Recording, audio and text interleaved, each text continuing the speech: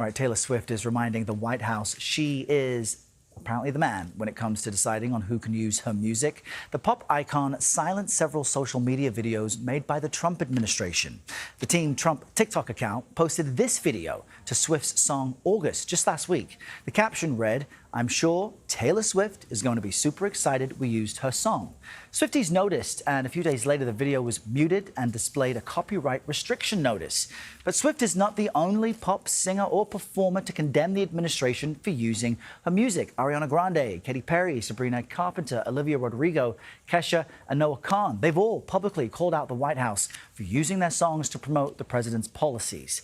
CBS News legal contributor Caroline Polisi joins us now to break down apparently what is a copyright fight. Caroline, good morning. The president has a long history of trolling Taylor Swift. How has she been able to keep her music from being used by the White House? What's the legal framework here?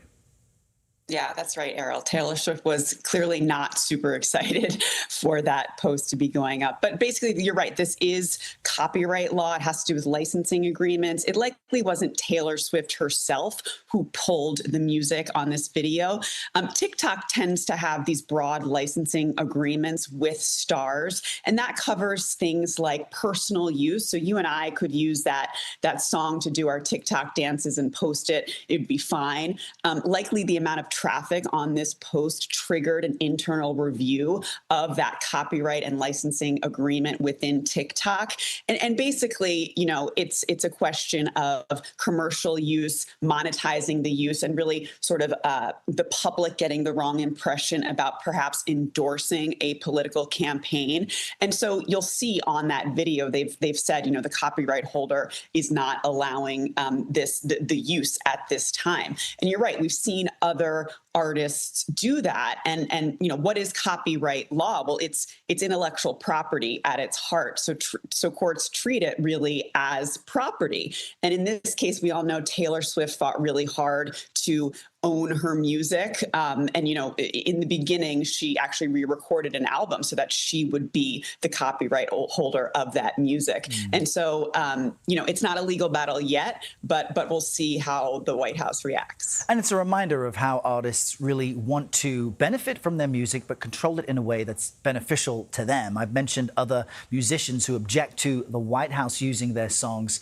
Apparently, they all have the legal authority to do so, but could it grow into something bigger if this is continued behavior from one administration?